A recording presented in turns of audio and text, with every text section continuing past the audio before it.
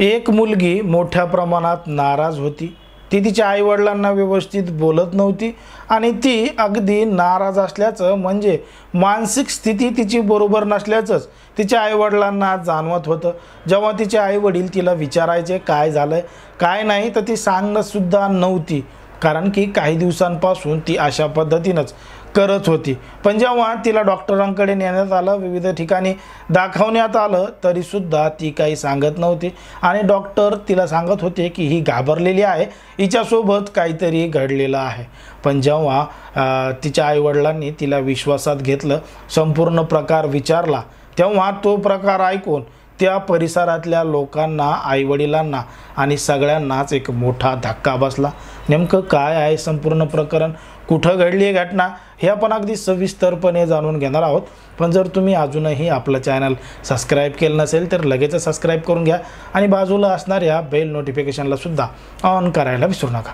आता ही जी संपूर्ण घटना आहे ती आहे आपल्या महाराष्ट्रातीलच मुंबईमधील पूर्व कल्याण परिसरामध्ये राहणारा एक व्यक्ती आहे आणि तो व्यक्ती त्या ठिकाणी खाजगी क्लासेस घ्यायचा, प्रायव्हेट ट्यूशन घ्यायचा आणि त्याच ट्यूशनमध्ये एक अल्पवयीन मुलगी ही क्लासेससाठी यायची आणि क्लासेससाठी येऊन तिचे क्लासेस पूर्ण करायची आणि घरी जायची। एकदम हसत खेळत राहणारी ती मुलगी होती, प्रत्येकाला आनंदाने बोलायची, सगळं काही करायची। पण मागच्या काही दिवसांपासून ती जरा मोठ्या प्रमाणात तिची मानसिक स्थिती बदललेली होती, ती व्यवस्थित बोलत नव्हती, तिची वागणूक मोठ्या प्रमाणात चेंज झालेली होती आणि अचानक आपल्या मुलीमध्ये एवढा चेंजेस का आला, ती अशा पद्धतीनं का वागते असा प्रश्न तिच्या आईवडिलांना विचारला होता। आणि मग आईवडिलांनी तिला विश्वासात घेऊन सगळ्या काही गोष्टी विचारल्या, तेव्हा मात्र त्यांच्या पायाखालची वाळू सरकली, आजूबाजूच्या लोकांना सुद्धा मोठा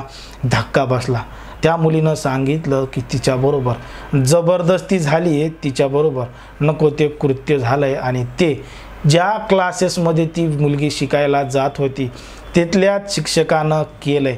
हे ऐकून घरच्यांना मोठा ताण त्या ठिकाणी आला होता आणि त्यांनी तात्काळ त्या ठिकाणचं मानपाडा पोलीस स्टेशन गाठलं आणि मानपाडा पोलीस स्टेशनमध्ये तक्रार दाखल केली आणि त्या ठिकाणी जाऊन त्या आरोपीविरोधात फिर्याद दाखल केली आणि तो जो आरोपी आहे त्या आरोपीचं नाव आहे अजित कुमार साहू। अजित कुमार साहू हा त्याच परिसरामध्ये खाजगी क्लासेस घ्यायचा आणि खाजगी क्लासेस घेत असताना त्याच्याकडे अनेक मुली, अनेक तरुण हे त्या ठिकाणी यायचे आणि त्यानं त्या अल्पवयीन मुलीचा गैरफायदा घेतला होता। तिला प्रायव्हेट ट्यूशन देतो म्हणून वेगवेगळ्या ठिकाणी न्यायचा, तिच्यासोबत जबरदस्ती करायचा आणि तिला मानसिक त्रास सुद्धा द्यायचा आणि जर ती घटना कोणाला सांगितली, हा प्रकार कोणाला सांगितला तर मग ठार करेल अशा धमकासुद्धा तो त्या मुलीला द्यायचा आणि ती मुलगी या सगळ्या प्रकरण सहन करत होती। पण मात्र तिला आता सहन झालं नाही आणि तिनं घडलेला संपूर्ण प्रकार तिच्या आईवडिलांना सांगितला आणि आईवडिलांनी मानपाडा पोलीस स्टेशन गाठलं आणि तक्रार दाखल केली आणि त्यानंतर मानपाडा पोलीस ठाण्याचे जे वरिष्ठ पोलीस निरीक्षक आहेत अशोक होनमाने यांनी थेट कारवाईचे आदेश दिले आणि यांच्या मार्गदर्शनाखाली पोलीस अधिकारी सुनील तारमळे यांनी तात्काळ त्या आरोपीला ताब्यात घेतलं, त्याला अटक केली आणि त्याची कसून चौकशी सुरू आहे। या संपूर्ण घटनेचा अधिक तपास पोलीस अधिकारी निशा चव्हाण या करतच आहेत आणि 9 डिसेंबर 2023ला ही संपूर्ण घटना उघडकीस आली। आता त्या तरुणीबरोबर, त्या मुलीबरोबर त्या शिक्षकानं अशा पद्धतीनं कृत्य केलं होतं आणि त्या मुलीला त्या सगळ्या गोष्टी सहन झाल्या नाही म्हणून तिनं तिच्या आईवडिलांना सांगितलं। आता तो जो आरोपी आहे तो ओडिशाचा होता आणि ओडिशाला पळून जाण्याच्या तयारीत सुद्धा होता, त्या मार्गाला तो लागला होता। पण पोलिसांनी तात्काळ या संपूर्ण घटनेची गांभीर्यानं दखल घेतली आणि त्या आरोपी शिक्षकाला ताब्यात घेतलं। त्याची कसून चौकशी सुरू आहे की त्यानं फक्त याच तरुणीबरोबर असं केलंय की अजून कित्येक मुलींसोबत त्यानं अशाच पद्धतीचं कृत्य केलेलं आहे। जर आपण पाहिलं तर गुरु आणि शिष्याचं नातं हे एकदम पवित्र मानलं जातं, पण मात्र हे असे जे बोटावर मोजण्या इतकारे जे शिक्षक आहेत ते त्या नात्याला काळीमा फासतात. त्यांच्याकडे ज्या मुली तरुणी शिक्षणाला येतात त्यांच्यासोबत तोंड काळं करतात.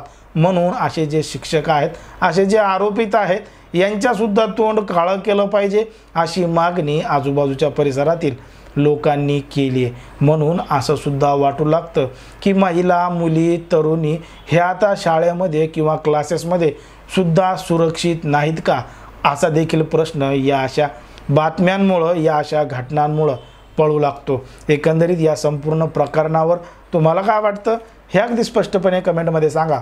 आणि अशाच पद्धतीचे नवनवीन व्हिडिओ पाहण्यासाठी आपल्या चॅनलला लगेच सबस्क्राईब करून घ्या.